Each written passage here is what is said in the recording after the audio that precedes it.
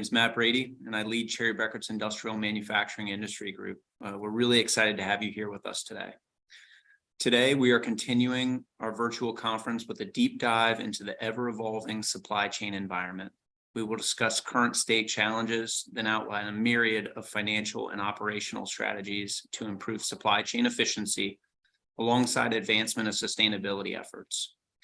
And we'd be remiss if we didn't touch on strategies to tackle each of the above through the incorporation of innovative technologies. For those of you who weren't able to join us last week, we do invite you to view the recording for those sessions at cbh.com/guidance. Last week's discussion gave us a nice foundation to lead us through today's session. But that doesn't mean you can't follow along. So again, before we get too far into today's discussion, I would like to share a little bit about Cherry Bekaert for those of you who are less familiar with our firm. We're a top 25 accounting and advisory firm with over 1,400 professionals across the U.S., focused on providing proactive advice to our clients. We recognize the challenges facing the industrial businesses, including rising inflation, workforce shortages, and the global supply chain challenge, to name a few. With an ever-changing business landscape, we strive to provide creative solutions, and in doing so, serve as your constant amidst change. We routinely partner with our clients to help leaders like yourself embrace change and invest in innovative solutions. As a good friend of the firm, Bob Nardelli, shared during our Modernizing Manufacturing event last fall, you either innovate or you evaporate. With that philosophy in mind, we set our industrial manufacturing clients up for success by providing strategic tax and accounting advice, as well as a full suite of advisory services, including supply chain advisory, which we'll delve into today's session.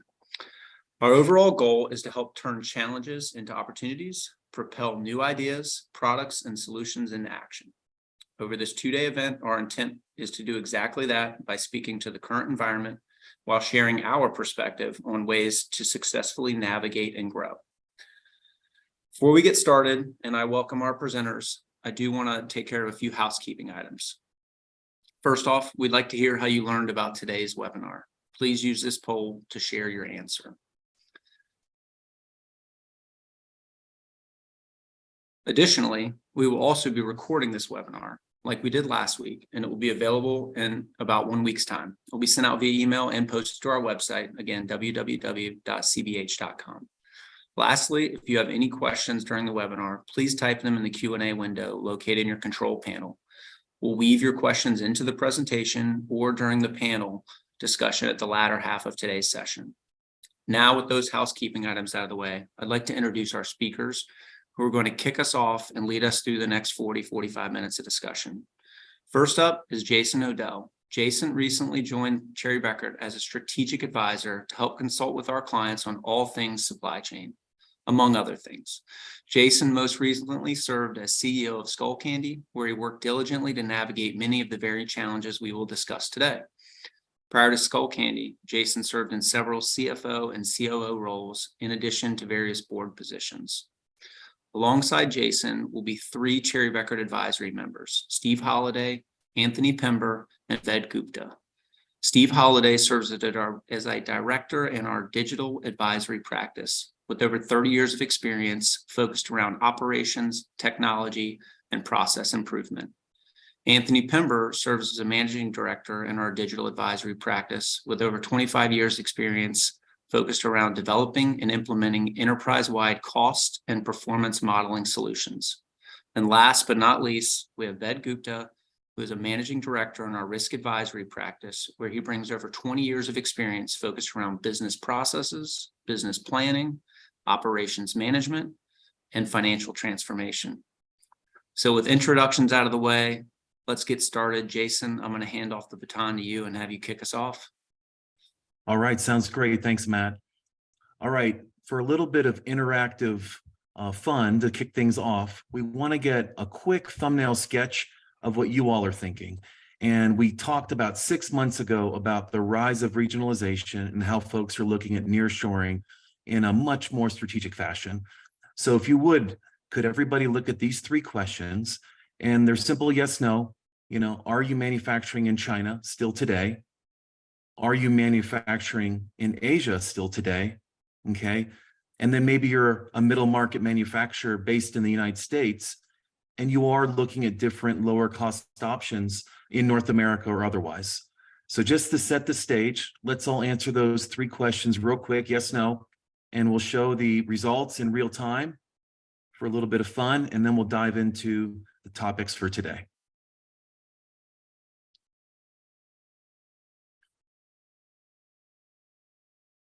All right, here we go.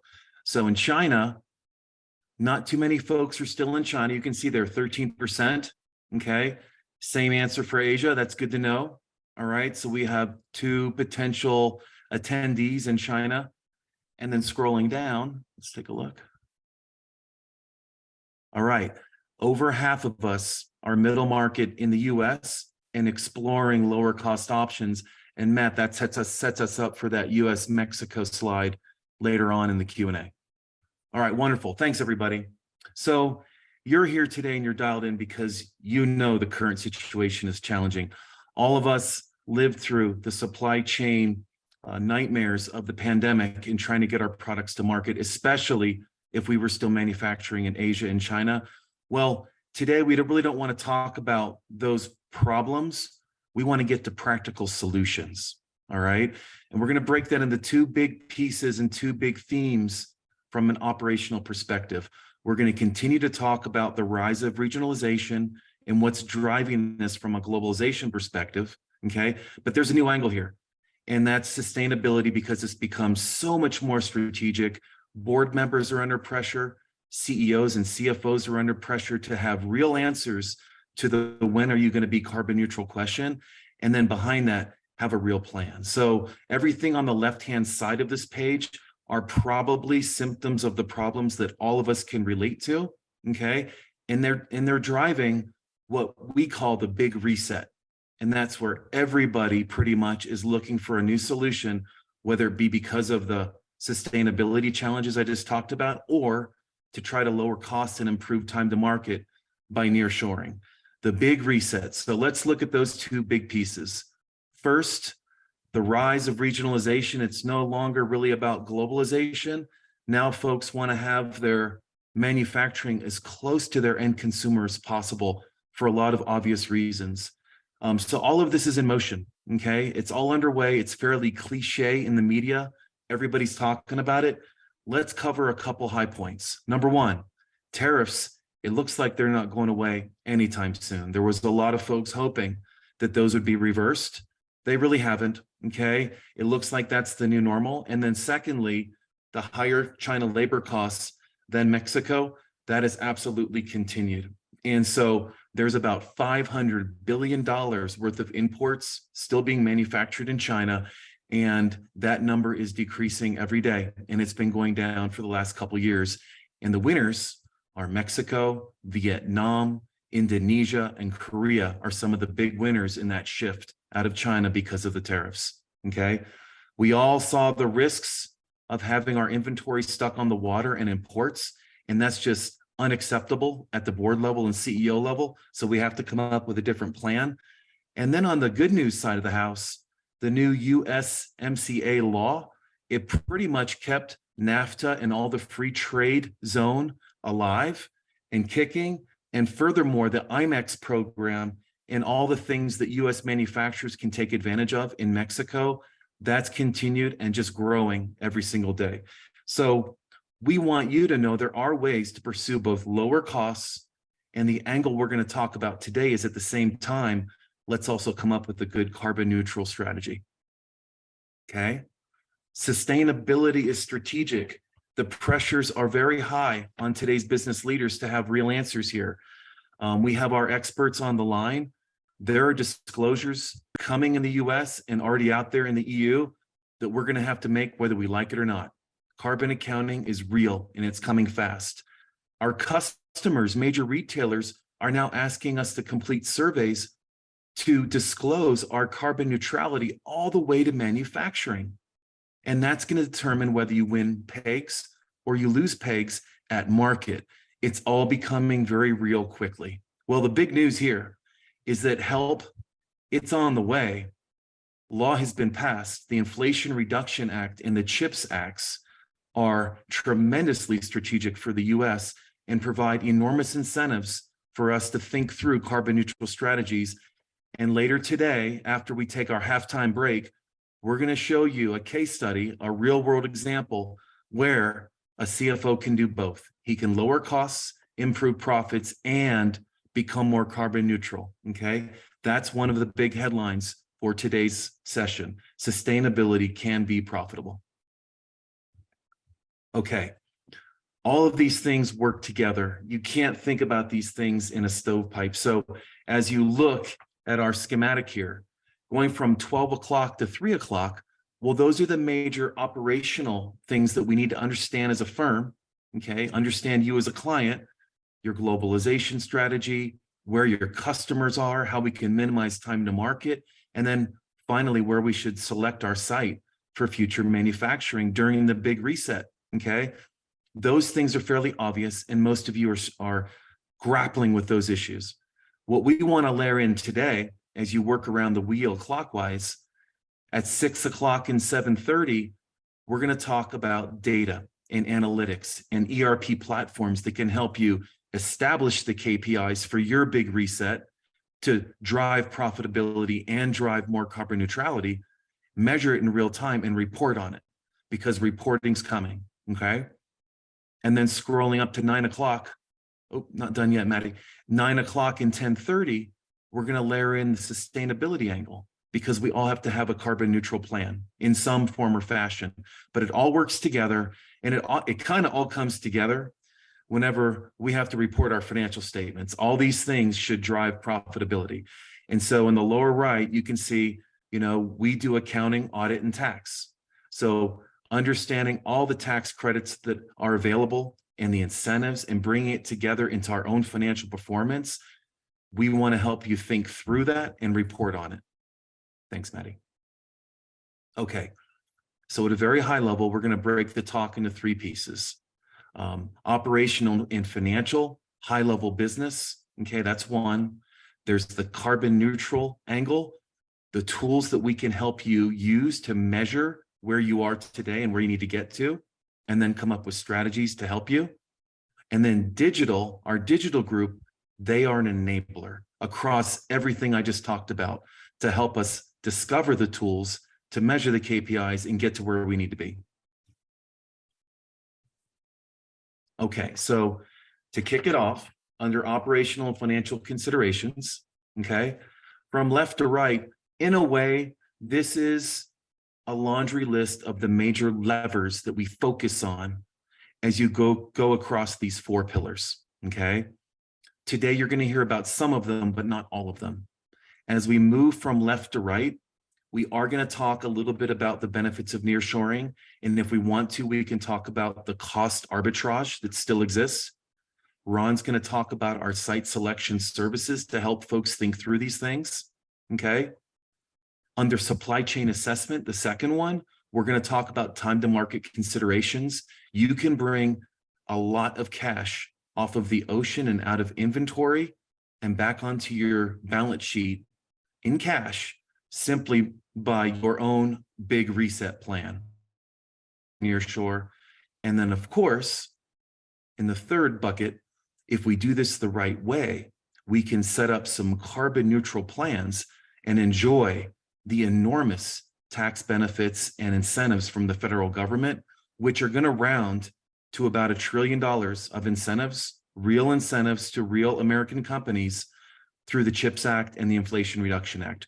We're going to get into a real case study later today, okay? And then lastly, just to reiterate it, we know it all has to come together in your income statement and your profitability model. Otherwise, it doesn't really matter unless it drives profitability. And we're going to go through that example as well. All right, so I'll pass it over to Steve to talk about some digital enablers. Thanks, Jason. As you've pointed out, digital is an enabler of financial and operational improvement areas. Process improvements and leveraging data to make informed decisions are the levers to pull to optimize and improve current business models. Digital technologies can be used to improve productivity, customer experiences, operations, asset utilization, sales effectiveness, and to improve the many parts of an enterprise existing business model. Business optimization provides significant near-term benefits. For example, Analytics and artificial intelligence, or AI, can help better forecast demand and supply, also help companies better optimize prices and their promotion strategies.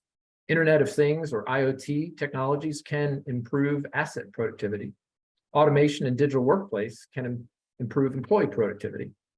What is the process to assist in identifying supply chain optimization? Well, first, we start out, we want to understand the challenges and changes that are underfoot in the supply chain. Understand the drivers, some of the things that we're seeing. We do a little bit of current state, future state mapping, possibly using a tool called vision process mapping. We identify process improvement opportunities, either whether that be IoT, automation, workflows, and then we develop a roadmap forward, and we help prioritize those opportunities to maximize value back to the business. And on this slide, we show a broad range of industry use cases that enable insights and improve supply chain operations and business processes. Key thing here is the analytics presents an opportunity as a digital enabler to make data-driven decisions that drive actionable outcomes to improve operations. There are many industrial use cases to leverage and drive visibility to operational improvements based on your key performance indicators. The following presents some of the typical use cases we often see and help companies with across the value chain of an industrial company.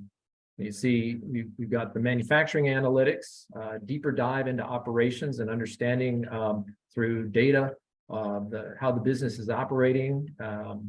And on the aftermarket side, we can help improve the customer acquisition, customer retention,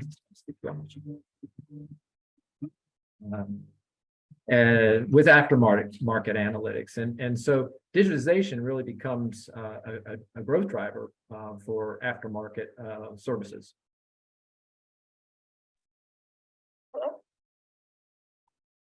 All right, thanks, Steve. So as you all know, climate's a big topic that's occupying a lot of discussion these days. Hello, this is Steve.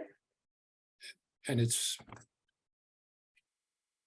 becoming it's becoming a critical strategic priority for many companies. So we're going to do a bit of an exploration of the topic of sustainability, particularly environmental sustainability. But before we dive in, we just have a few polling questions so that we can get a better understanding of your experience. So polling question, we've got two of them together. Are you aware of the SEC's proposed climate disclosures? And are you aware of the European Union climate directives? I'll give you a little time to respond to these questions. What we want to do is get a sense of you as an audience, how familiar you are with sustainability, and that'll help us make sure we touch on the right topic. So as soon as we give you a little bit more time, I want to see what the results are as well. If we can, we'll share those.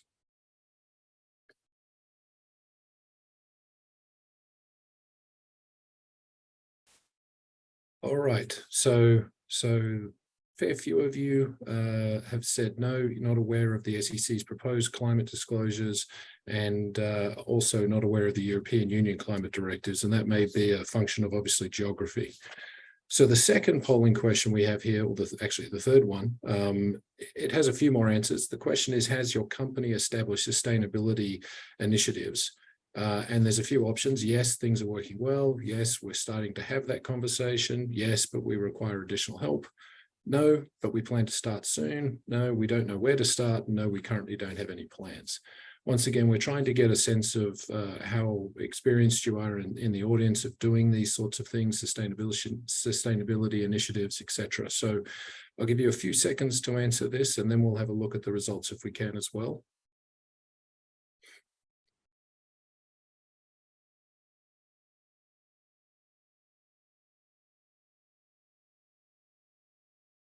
All right, so interesting mix. So quite a few of you have started doing things and have had some success or looking to start up, but a few of you also haven't started. So it's probably about close to a 50-50 mix, which is good, interesting. So hopefully in the following slides, you'll get an understanding of some of the things that can help as you go forward. So let's examine the current state of climate regulations in the European Union and also the United States. Traditionally, the EU has been ahead of the game when it comes to climate and sustainability initiatives. About 15 years ago, actually, I was traveling to Europe and I noticed a green little foot icon on the back of a packet of potato chips I was eating.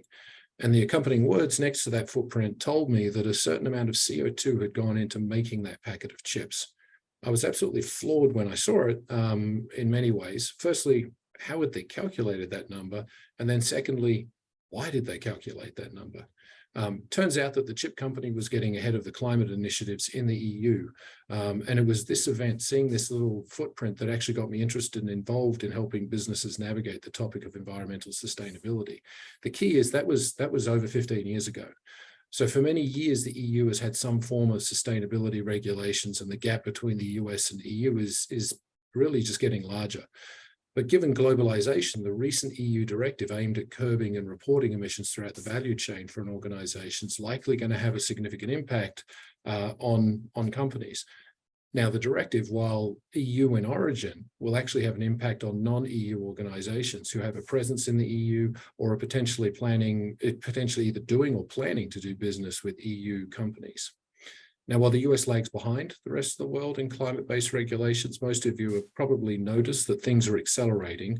And my opinion, and I think many would agree, it's only a matter of when, not if, that we start to see directives and regulations related to climate in the US. Large entities that operate internationally are already dealing with climate disclosures and other sustainability and ESG directives. You can see that they've been pushing these requirements in many cases onto their suppliers. That means that mid-market enterprises aren't necessarily immune and can expect to be impacted if they aren't already being impacted. So to mitigate business impacts, companies need a strategic approach and a detailed plan on how to address requirements that are or will be levied upon them. Ved is going to be talking shortly in more detail on some of these requirements.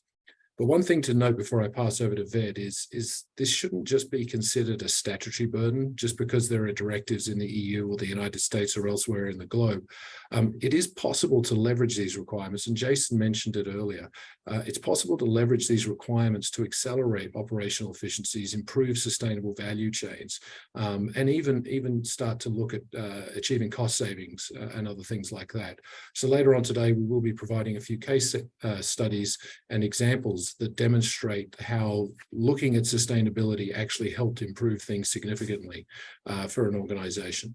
So I'm going to hand over to Ved now to take a deeper dive into the regulations and supply chain carbon footprint. Ved, over to you.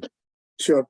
Thank you very much, Anthony. And let me walk you over to this slide from left to right, that what actually the European Union directive means, or what is the purpose of it. So the purpose of and it's called the Corporate Sustainability Reporting Directive. And the purpose is to hold accountable the companies for their actions, and the qualitative and the quantitative information that they publish should be accurate, should be relevant, should be reliable, verifiable, and even comparable. So to give you a perspective, like even the European Commission, I saw a number that this directive would impact around 50,000 European Union companies compared to 10,000 as of today. Additionally, this directive is considered to be very significant because it covers all the undertakings that have listed securities in the European Union regulated market. It also includes what it calls large undertakings, like defined as if you fulfill 2 of the 3 criteria, a balance sheet total of 20 million euros, or a net turnover of 40 million euros, or if you employed 250 people on average in a previous financial year. Coming to the last point also, that this directive also muddies, and I think Anthony alluded to the point, it also muddies the water for some of the US companies or EU, European Union subsidiaries for the non-European Union entities. They call it as the third country undertakings. So even though US might be in a proposal stage, but the US subsidiaries operating in the European Union with the current or certain thresholds are covered by this directive. So that becomes significant for some of the mid-market or US companies which have significant subsidiaries in European Union. So what does this directive covers? The information that I have to report includes on the strategy, the risk and the opportunities related to the sustainability issues, the impact on the stakeholders. Please note, the key word here is stakeholders and not shareholders. Like they include all the players along the value chain, investors, supplier, customers, employees, regulatory authorities, rating agencies. So because of that involvement with the stakeholders, the concept of double materiality, which includes the financial materiality, which we all know that the important financial information, which is material to a prudent investor on the street, but it also includes the climate-related issues and the actions of the company that may have impacts on the environment. Other aspects that include is the internal policies related to sustainability, incentives or compensation tied to the program, conduct of the due diligence, significant adverse impacts on the environment, remedial actions that needs to be taken, the risk and the opportunities. Now, those risks and opportunities can be physical, like for example, we have hurricane or wildfire or actual event happening that would have the potential to cause a significant harm to the operations of the company, or the transition risk, like adopting of a sustainability program would demand tweaking of certain operations, obsolete inventory, or impairment of fixed assets, or additional expenditure, or other renewable sources of energy. So all this information has to be disclosed, taking into account the short-term, the medium-term, and the long-term horizon relating to environment, the social aspects, and the governance aspect. Moving to the middle of the slide, like the purple piece, so let's compare that with what the SEC proposal is saying. Even though it's in the same spirit, but the scope is narrow. If you remember what I just said is that for CSRD, the Corporate Sustainability Reporting Directive for European Union includes the social and the governance aspect also. But the SEC proposal only includes the climate disclosures, which they have modeled on the Task Force on Climate-Related Financial Disclosure, that is the TCFD, a nonprofit organization. But the crux of most of the information that needs to be disclosed is quite similar. It still includes the qualitative aspect, which is the physical and the transition risk and their impact. It's like the management processes for identifying, assessing, and managing the climate-related risk. It also includes the estimates and assumptions that are impacted by the climate-related events and transition activities.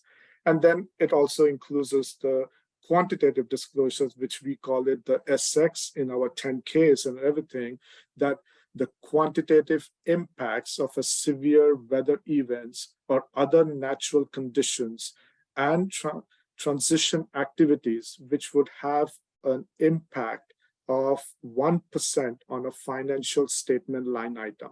That can be the positive and negative all clubbed together, but the net impact has to be 1% on a financial statement item. Or scope 1, scope 2, and scope 3 greenhouse gas emissions. And also it has to be that how much the intensity of the emission is that we have to measure that. And finally, what is the executive order that is including all the federal contractors and everything? It differentiates between the significant contractor and major contractor. Like a significant contractor is 7 million to 50 million for federal obligations in a prior fiscal year, and a major contractor is anything over 50 million. So again, the spirit is still the same, that they have to disclose their greenhouse gas emissions inventory. They have to disclose like the qualitative aspects of that climate risk, and then also the science-based targets for the greenhouse gas emission reductions. So if you look at the slide and if you look at the theme for the qualitative disclosure, it's still the same, that the risk for the qualitative aspects and the quantitative things of baseline, target, mitigation, tracking, measuring is still the same that has to be disclosed so that we can hold the companies accountable. Next slide, please. Like, this is a slide where I wanted to just give a pictorial depiction of how that scope 1, scope 2, scope 3 emissions work and what is triggering these regulators in doing what they're actually doing, like mandating more actions and disclosures on part of the organizations to decarbonize the environment. If you look at it, the scope 1 right in the middle is the emissions directly related to the production activities. Scope 2 emissions, which is on the left in gray, you see that it's the utilities that a company purchases from the third parties, but it is directly related to the production. So in fact, they form a very less percentage of the emissions for a company. In fact, if I have to take the average, it's even less than 10%. So because of that, the scope 3 emissions becomes the most critical in achieving the sustainability goals. Like if you see the 15 categories that have been identified, both upstream and downstream, but the majority comes from the upstream, like the supply chain, the raw materials, the logistics, the transport. So that is where the most of the emissions for the company is in the scope 3. So finally, what I would say is that no mitigation effort is complete without analyzing the organization's emissions from its supply chain. Hence, the company should think and start preparing for its implementation early. We already know the standards for European Union, they are out. But for US, I would say, and I would echo what Anthony just said, it is inevitable. What shape or form remains to be seen. Anthony? Thanks, Van. So let's talk briefly on the strategy to use when pursuing sustainability initiatives and value in general, actually. I'm not going to go into too much detail on this slide because we plan to do some deep dives on different strategies at the rest of the session later today. But this slide really speaks to the how do you go about tackling sustainability initiatives. Typically, the problem and the how can seem quite daunting, but it's not as daunting as it may initially appear. That's one of the key takeaways that I want everyone to take with them today. Like any problem, you need to define the requirement and determine what's important. And this is done by engaging with stakeholders. And as Ved said, it's stakeholders across the board. It's not necessarily the shareholder and so or the key investor. So there are a number of stakeholders that need to be engaged with to understand what the requirement is and determine what's important from a sustainability initiative. As with any project, you need to develop a roadmap that helps you keep track and prioritize the different initiatives, particularly if you're running many of them, but even if it's just one. And then when measuring anything, including emissions, you need to know the current state, hence the need to determine your baseline emissions. This requires picking a suitable methodology and then using data, much of which often exists within a company. You also need to think about how you plan to collect that data and information to help manage the different initiatives that you're undertaking. What sort of data do you need? What sort of technologies will enable success? What sort of resources do you need? Finally, once you have everything moving along, you need to measure it and report progress. That could be internal reporting, but it often sometimes requires specific external reporting as well. But it's equally important, not just the reporting side, to determine how to articulate the message and plan to report your results and story to the key stakeholders. Who tackles which part of this process varies. So some organizations tackle elements internally, some bring in external resources like Cherry Beckett to help with different aspects. Additionally, some organizations may have some of this already completed and just need to adjust things to incorporate sustainability information. One final point I want to make on this slide is climate and sustainability directives and initiatives may sound difficult, overbearing, overwhelming, hard to address, but actually addressing these directives, regulations, or the requirements that are being levied on you from an external party, whether it be, you're supplying goods to them or someone else, addressing these directives is a process, and it's very achievable with proper planning and an early start. So typically companies have a lot of information, so you often don't need to start from scratch, but it is a good idea to think of this as something that's done in very small incremental steps But when you do those small incremental steps, you want to do it through a consistent strategy and a consistent framework. Doing that makes it easier to conceptualize as you go from easy, quick steps to much more complex steps. But doing it in that strategy, consistent framework and strategy, means that you don't lose focus as you go through the process. So I'm going to hand over to Steve now to talk a little bit about sustainability analytics. Thanks, Anthony. And once again, as we think about sustainability analytics, we're also encountering digital solutions as being a key enabler for these programs by providing analytics to understand environmental impacts of areas such as energy consumption, the supply chain, the global supply chain, waste generated in operations, or the end of product life cycle. New solutions exist to deliver insights, reporting, and dashboards, enabling the client to visualize and understand environmental impacts in near real time with footprint calculations. These analytics show where their biggest impacts come from sustainability efforts and streamline the delivery of more accurate, reliable, and auditable sustainability reports to the public and regulatory agencies. And we've got a polling question. Where would you rate your company's analytic efforts related to sustainability? You haven't started, it's in process, or completed.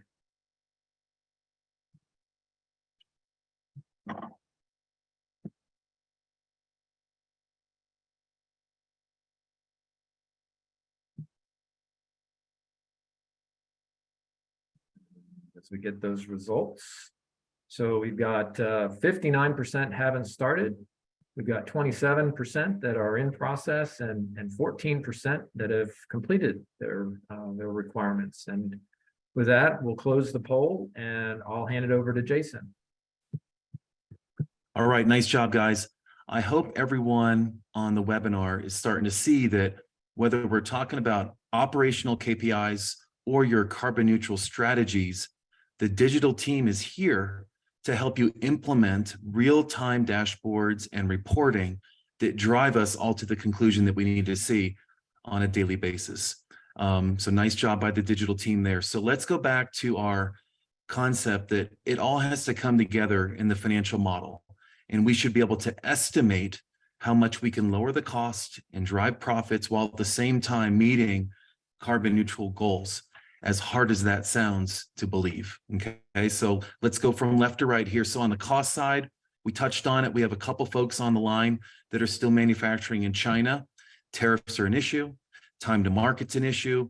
Port delays are an issue. Freight costs are all issues. They drove nearshoring, and a lot of those firms are doing their own big reset. Okay. Down below, the majority of the folks on this call are mid-market US manufacturing firms that are thinking through lower costs, okay? And they're also, for sure, thinking through, okay, how can I be more carbon neutral? Those are two major pressures on pretty much all of us, okay? In the middle, from a working capital perspective, all right, between the Inflation Reduction Act and the CHIPS Act, like I said before, it's going to get close to $1 trillion over the next decade of real cash incentives for US businesses. And there's not much delay in upon investment. And we're going to talk through that in detail after our break in the case study. Okay. This is an important point here. The incentives from the government, all right, they're targeting both the supply side and the demand side of this renewables space. What do I mean by that? Okay. The makers of equipment that drive renewables energy. The easiest example here would be solar equipment, because that's the one that's in the highest demand right now. There are incentives for the makers of that solar equipment and battery array equipment. All right. And then if a manufacturer, a factory in America purchases that equipment to set up an array on site to self-serve their energy, they get incentives too. So both the supply and the demand side are being incented here. If you look at the Inflation Reduction Act, there is a ton of detail. And frankly, it can be hard to decipher. That's part of the value that we're going to bring today as we get into it later with Ron in our case study. We're really going to break it down on what an average manufacturer can expect in terms of incentives. All right. And then under pressure, our sustainability group covered it well. Whether we like it or not, the disclosures are coming. Whether we like it or not, our customers, our retailers are going to demand the information. And so carbon accounting is going to become just as important sometimes as our profit accounting and our tax returns, which brings it full speed back to the point. This is all related, and you want to do all this thinking with an advisor under one house that understands all those issues that I just talked about. At the end, that orange bottom line there is a goal here to both help save the planet, become more carbon neutral, but also we should be able to do that without giving up profits. And that's hard to understand and believe at first glance, but we're going to talk in detail about that after the break. Okay. And the final slide here, before we go to break, there's both income statement and balance sheet benefits. You know, I just said generically, we can target carbon neutrality without giving up on profits. And that's a powerful statement. All right. But it's not just about profits. There's also some cash and balance sheet effects. So let's talk about that one by one. Okay. We've talked about nearshoring and reducing costs. Okay. And that's why Mexico is really benefiting from the current nearshoring tidal wave coming from Asia. All right. But look at the second one there. For a lot of factories, the bill they pay to their local utility, you know, PG&E, that sometimes is the second largest expense on their income statement. It's huge, especially if they're into robotics and automation, okay? Electricity is very expensive. The grid has become more unstable.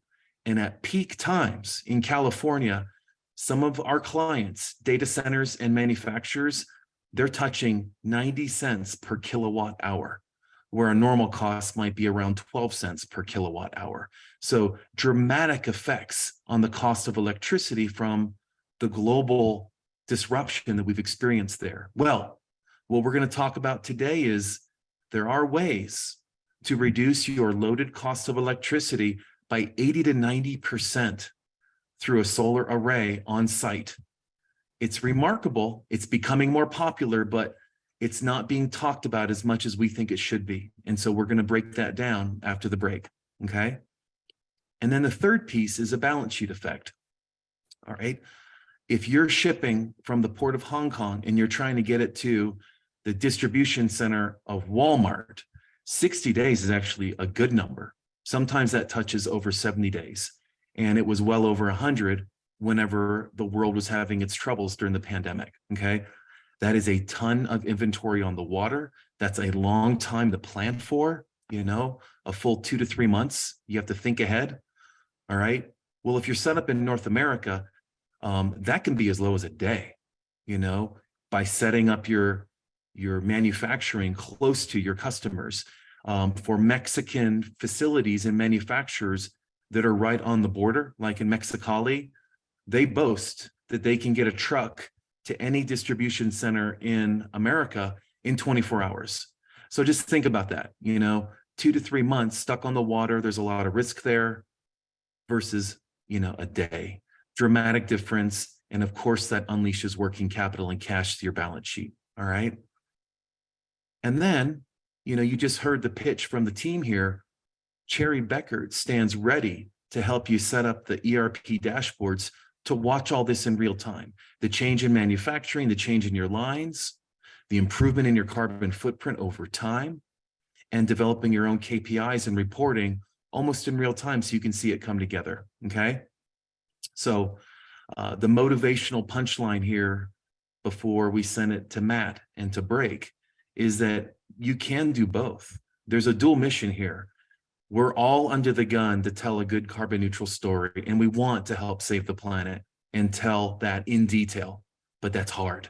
It's hard to think through, especially as we're doing our own big reset, right? But at the same time, we can actually do that and improve our profits. And that's the focus of our case study after the break. All right, Matt, back to you. Yeah, thank you all. Really appreciate. I think what's important here and has been outlined is really bringing all of these concepts together. You can't look at one in a silo. Really have the opportunity to tackle all at the same time.